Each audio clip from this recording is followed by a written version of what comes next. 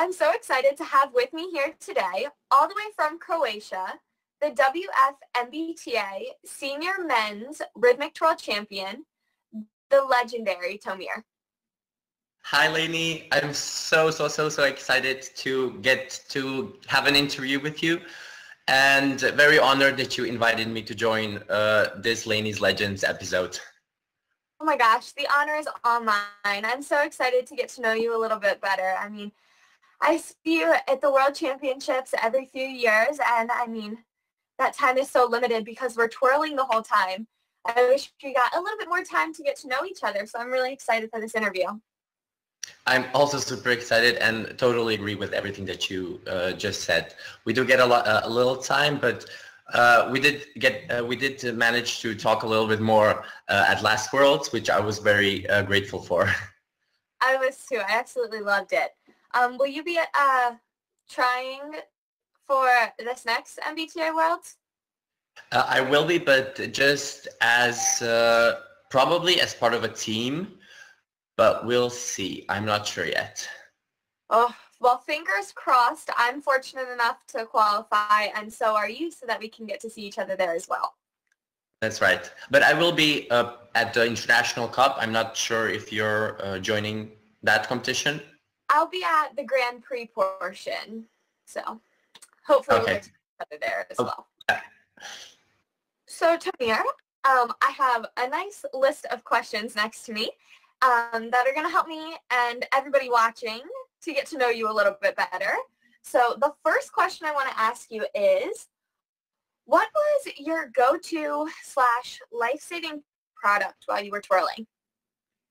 You know what? I've thought about that one, and I honestly don't have like a special product that has been saving my life. I just needed like baton, my shoes, and that was kind of it for my like necessities for my competitions or whatever. So yeah, I guess I was very simple that way. I just grabbed my baton and I could just go for it. You know, wow. I've actually the first time actually I used like a powder, you know, for sweaty palms last summer. So that was the first time ever that I've used some other products other than like a baton and my shoes, of course. Wow, oh my gosh, that's so crazy. I feel like all of my friends and I are so superstitious. We have like rituals that we go through before we compete for like good luck, and we definitely have specific things that if we forget to bring to a competition, it's not going to be a good day. But yeah, go ahead, sorry. I don't have that. For some reason, before I go on the floor, I just like to be in sync with my mind, and that's all I need. Yeah. That's so crazy and really impressive, actually, that like there's nothing superstitious about you. It's just you trust your training and you walk on the floor and go. I love that. Thank you. Okay, so my next question is actually, who was your biggest role model growing up? You were training and looking up to people. My biggest role model when I started was definitely, I don't know if you know him, Cyril Martin. He's from France. He's the MBTA twirler. You know, people would kind of, in Croatia, of course, would kind of compare me like, you're the little Cyril Martin. And I honestly, before I went to Worlds, I didn't know who he was. I've just seen a couple of videos of him. And then when I got to Worlds, I was so excited to see the amazing things that he did in his routine, and was so grateful for that opportunity to get to actually see him. I do have only one photo with him from that Worlds. It was my first Worlds ever in 2003. So I was super small, and he seemed like he was super tall, but now it's like the opposite. I'm super tall and he's like a bit smaller than me. So it's actually very funny. I also got to teach with him, which was an amazing experience as well. So humbled by that, you know, when you get to teach with your idols. But Besides him, there's like other people that have been my role models. But like I said, he was like the first one that I looked up to. Yes, that's really cool that you actually got to meet him. I mean, I feel like so many twirlers have so many incredible role models that they look up to, but they're never fortunate enough to have the opportunity to meet them. So I think it's really cool that you have that picture with your idol. I think that's amazing. Yeah, and well, I've through this clinic, through workshops, I got to meet a lot of other different people, a lot of great teachers as well, who were previously athletes, which still is an amazing experience to kind of be a part of their, like being a part of their close environment. Yes. Like Keisuke, for instance, when you're it's like when you're talking to him, it's like you're talking to a twirling god, So it's amazing. Yes, and that's kind of how I feel talking to you. So. Thank you. All right. Well, I loved everything about that. So my next question is, what is your favorite event? And I have a guess as to what this answer is going to be, but we'll see. Yeah, my favorite event is freestyle or rhythmic twirl. Depends in which organization I compete. Definitely that. And also, I really loved, it was like my second time doing solo on International Cup. I also love that event as well. So it's like between those two choices. Those are probably two of my favorites as well. I love solo because I feel like it's truly the foundation of our twirling. It's 2.5 minutes straight of showing your hardest contact and flips material that you have, and as well as your big tricks that are like your triple elements, your spins with the crazy catches that we add to it. I just really think it's what twirling is founded upon, like just hardcore twirling. And then I love rhythmic twirl freestyle because you get to add a dance flair to it, which is really fun. Yeah, of course. And for solo, for me, I don't know. I just feel like when I practice solo, I'm having so much fun. And I'm not sure why, because it is like a stationary kind of routine, and you just focus on your baton, and you would just focus on the body work, like kind of simple body work, not too difficult. But then you get to showcase what you can do with your baton, which I very much love. And then the freestyle, I love because I can show certain emotions through that, through my routines. And also with the choice of music and then the choice of dance movements, it's just when you put it together, it's just an amazing time on the floor. I like to call freestyle magical because of all those different elements that go into it. When all the pieces of the puzzle fit together perfectly, it literally just creates magic on the floor when you're watching, and it's how I feel every time I watch you do freestyle. So I hope that you're going to try it for freestyle again this upcoming Worlds. Yeah, well, I'm not sure because I was actually thinking that this is going to be my last Worlds in Norway. But I do want to try some other stuff now. I want to do like I will be in a team, definitely in a team division, and I would also love to try out in a pair. So that's kind of like my goals now, my motivation to keep going in baton twirling. That'll be fun to switch up what you're used to. Changing it up kind of keeps everything light and fresh, which is that's right, because I've trained without a coach being there next to me, like for ever since I think 2011. I've had a coach from Italy who helped me a lot, but it's not the same when you have somebody next to you who can kind of extra motivate you. So that's why after a certain amount of years, I just felt like more down when I would be training on my own. I would be like, I want to be in a group, or I want to be in a pair for a change. So that's why I want to try something else now. I think you'll love it. It's so much fun.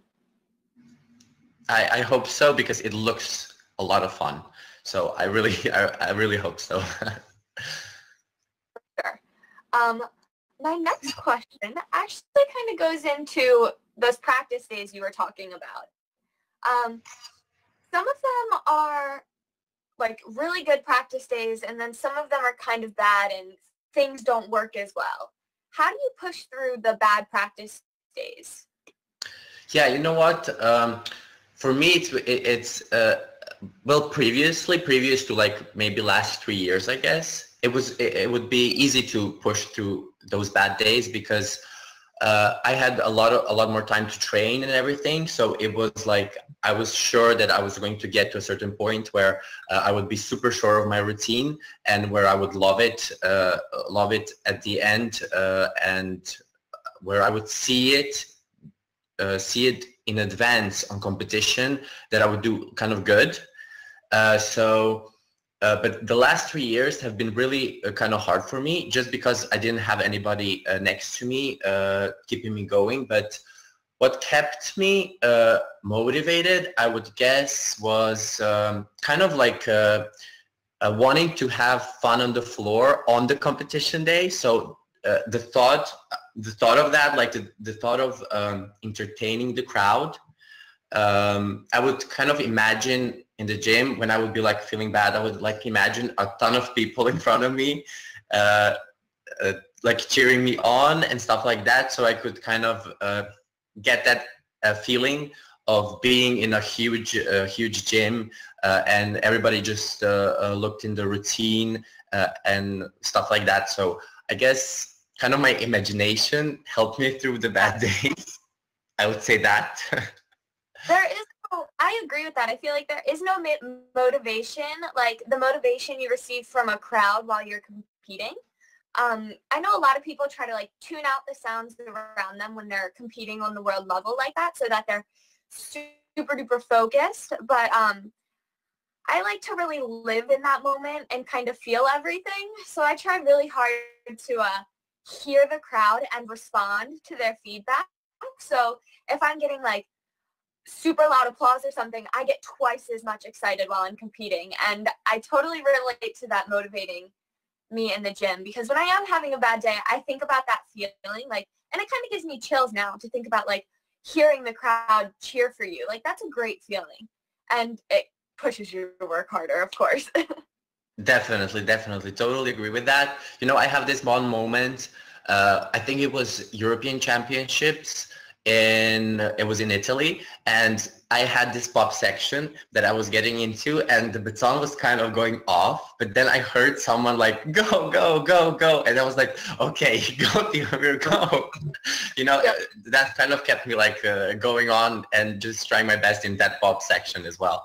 And a little thing like that, like, I remember specifically, I think it was before 2016 WBTF Worlds.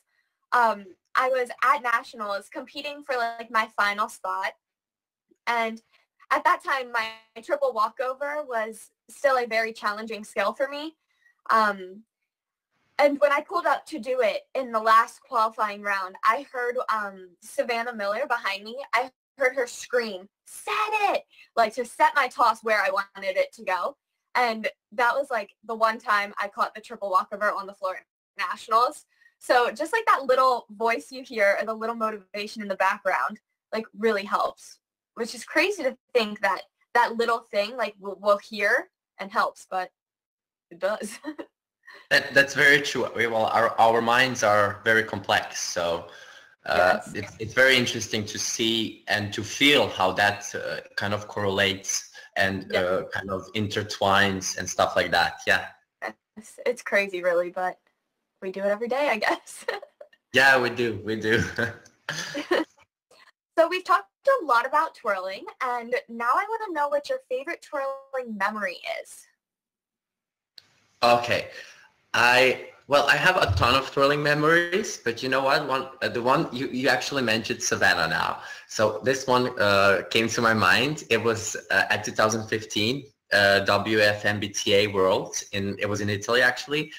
and it was the very last moment of my routine when where I actually tossed my baton across the floor, like on purpose, and then it went straight to Savannah Miller on the side. And before I ran back in the back, where out of the floor, I got to run towards Savannah Miller, hug her, and she gave me my baton. I was so happy. That was kind of like my like a very, very, very great memory from baton twirling, and like an amazing experience as well. I think it's so cool when situations like that just kind of happen out of the blue. Like, you had no idea she was over there, but your baton just happened to go to her by chance, and you got to give her a hug after your phenomenal performance at the 2015 World Championships. I absolutely loved that routine. And where Team USA sat was like right in the direction where your baton flew at the end, and we all like loved it, and we thought it was really cool. Yeah, but you know, I did get a drop for that, so the judges didn't think it was cool though. Yeah, but that's okay. It was so much fun for me to do that. I didn't want to cut it from the routine because of that, because it was like kind of like an important moment in the routine. I was feeling so much power just from that move when I tossed the baton across the floor. We actually didn't know if it was allowed or not, but we risked it, and it turned out being a good feeling for me. So I think that's really good that you took that risk. I think it really paid off because it's such a memorable moment of that routine. Like, if somebody ever goes to talk about that rhythmic twirl, they talk about the one where you threw your baton at the end, because that was such a statement moment. And I think it's kind of crazy that they penalized you for it, like they counted it as a drop, because I definitely feel like there's a way to drop on purpose, because there's like those flips kind of thingies that you like thumb toss your baton to the ground and it bounces back up. Like, I don't think that should be counted as a drop because it's purposeful. And I feel like that's kind of the same of the ending freestyle. Like, it was purposeful. So I guess they have their own opinions, but yes, and also it gave me the moment with Savannah Miller, which was the best moment ever. So it was definitely worth it. It was definitely worth it. For sure. Now, we just talked about that penalty. So if you could change something about our sport of baton twirling. I kind of, I would change, first of all, the judging system in general, but like that's a complex topic, I guess. But the second thing I would change is federations coming together and just trying to compete with each other with so much love and with no hatred or like, you know, stares, you know, you're from this federation, you're from that federation. I think that would be really, really, really amazing to witness federations coming together, and I hope it's going to happen really soon. I hope so as well. I'm actually super duper excited to attend Grand Prix and IC because I feel like that's the start of our organizations merging together, because at that competition, both USTA, well, at the Grand Prix portion, both USTA kids, well, WBTF and MBTA, or WF-MBTA kids can compete at one competition. And I've actually never accepted my invitation to this competition before, so I'm really excited to attend and compete at this competition, as I think I'll be competing as a WF-MBTA athlete for the Grand Prix portion, which is really exciting. And I'm really excited to really experience this contest because I've never been to one where they're merged on the world level, which I think will be different, but very fun. Definitely, because it's going to be interesting to see how techniques in MBTA and techniques in WBTF come together, and just to see different athletes do different kind of stuff in a different kind of way. That's going to be so much fun, and I really hope I can get to be there. and to witness that incredible moment. I hope so as well. I'm also really excited because I have so many friends. I've been fortunate enough to travel to both organizations' worlds multiple times. So over the years, I've made friendships that I get to see these people every few years. And I think it'll be really, really cool to see both organizations' friendships at the same competition. Like, I think it'll be really cool to introduce, like, my French friends from WFMBTA to my French friends from WBTF. Like, I think it'll be interesting, but really cool. Definitely agree with that. It's kind of you're kind of going to have also more time with each of those people, so that's going to be amazing as well. Yes, super duper excited. So my next question for you is, what is the best piece of advice you would give to twirlers today? Okay, so I don't know what kind of situation it is in the USA. For sure, it's very different. But in Croatia, a lot of people give up on baton twirling at a very young age, like super fast, which I'm very sad about, because baton twirling is kind of like it is a hard sport. It is a hard sport to follow and to practice. So I guess kids kind of want to try out some easier sports. I wouldn't say easier, but they are kind of easier to feel more accomplished. And I feel like we need that. I feel like we need more conviction in our within our baton twirling community in Croatia. Like they should not give up just because it's hard. They should just keep pushing themselves towards maybe their kind of like specific small goals, and not just give up on the first trouble, when the first trouble arrives. Do you know what I mean? Yeah. And so my advice would actually be to just keep like a bigger vision in front of them, to not give up at the very moment when they drop a baton at a competition, and then they're like devastated, and then they want to give up just because of that, or because they have maybe some other obligations in school. Because I also went through all of that, and I know that it is manageable if you want it enough. So I want the young twirlers to express their love towards baton twirling and just give, and not feel like pressured. I don't know how to say it. It's very hard because I cannot find the right words in English, but like express themselves through baton twirling, which they cannot do through certain other sports. They cannot be individual in some other sports in the way that they can be in baton twirling. Just work hard towards your goals. Don't give up.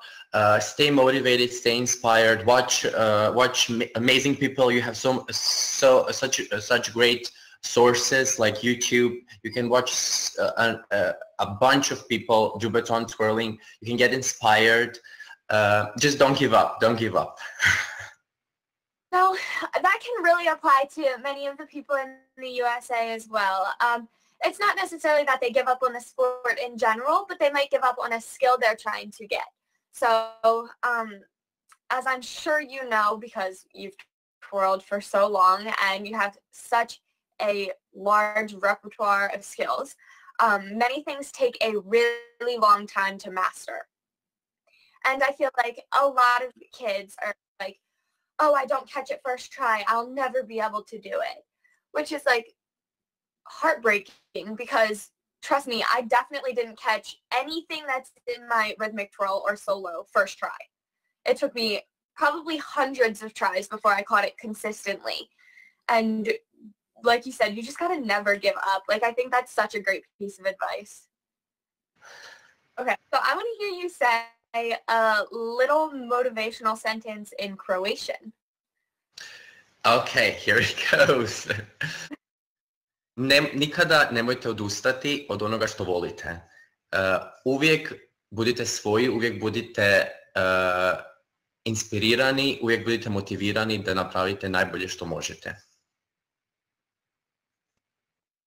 That's so cool. You got everything. Yeah. Word for word, I know exactly what you said. Well, you might have understood inspirirani, inspired, motivirani, motivated. It's kind of like similar. Some words are actually pretty similar. So, my next question for you is, what do you feel is the most important aspect of a routine? Okay. I think with different kinds of routines, there are different kinds of aspects of it. But like with my favorite event, a freestyle, I would say the artistry that is behind it.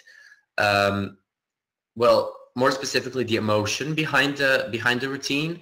I love seeing like Japanese, French twirlers put in so much artistry, so much emotion into each like movement that they do.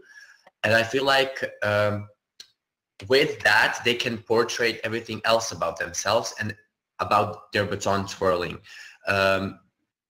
Just because like they're so good in portraying a character, identifying themselves with the choreography, that you just feel so much stuff in your heart and in your mind. And I just love that about like a freestyle routines. Yes, I think it's really important to have that extra artistry, like an extra amount of it, or emotion, or whatever word you want to use to describe that, because the judges are so much further away from you. They're no longer in a panel straight in front of you. They're rather far away, and you're trying to convey to them the story of your routine. You're trying to tell the story of your music, your choreography, and without the artistry, emotion aspect of that, your performance quality, the story is not going to get across to those judges because they're so far away from you. You have to be twice as big and have twice as much artistry so that they can see the message you're trying to display within your routine. That's very true. Also, like now when I think about the last Worlds, WBTF Worlds, like when you were performing, when I was watching you on the live stream though, so it was very much up close, but I like felt that happiness that you felt while you were performing, and that's what I love about baton twirling and that freestyle. It just gives you so much feelings, and they just stick in your mind, and you, because of that, you remember specific routines that you saw or you did on some competitions. Yes, and thank you so much. I mean, the artistry end of that freestyle program was actually rather difficult for me to grasp. The concept was a little bit challenging because, okay, so sometimes I had to be happy, sometimes I had to be sad, and that was really hard for me because I had never had to be sad before in a program. I had only ever really done either upbeat, happy, and like light and airy routines, or I had done a little bit of like a sultry feel to them, which was a little bit more jazzy. So I was never having to portray like this sad, angsty character. And it took a lot of practice in the gym to figure out exactly how I needed to use my facial expressions and my body language throughout my twirling. So it was a lot of like videotaping and looking back at it to see if I liked the way it looked, or my mom sitting and watching me and saying, that didn't look good enough, like you need to be a little bit bigger here. It just was a lot of trial and error throughout that artistry. So I'm really glad that you could feel it through the live stream as well. I mean, everybody told me that my performance aspect of that, so like my artistry, my emotion, was gut-wrenching is what people have told me. So, I mean, that's such an honor to hear because I worked so hard on that end of that routine. So I'm really excited that it came across, which is like a blessing. Yes, it did. It definitely did came across even through my TV. I was really so happy. I immediately posted like an Instagram story. After that, I was so happy when I saw you twirl with this particular routine. It just it was like beyond. It was like at the end when you grab your arms like together. I feel like I felt what you felt at that moment, which was really amazing.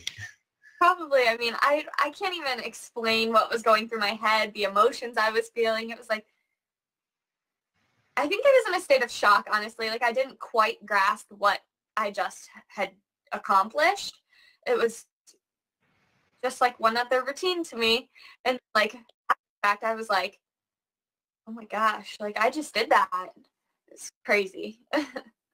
Yeah, and it's truly amazing that you can get across such an emotion through a choreography, and that's why like I love the artistry of every routine that I see.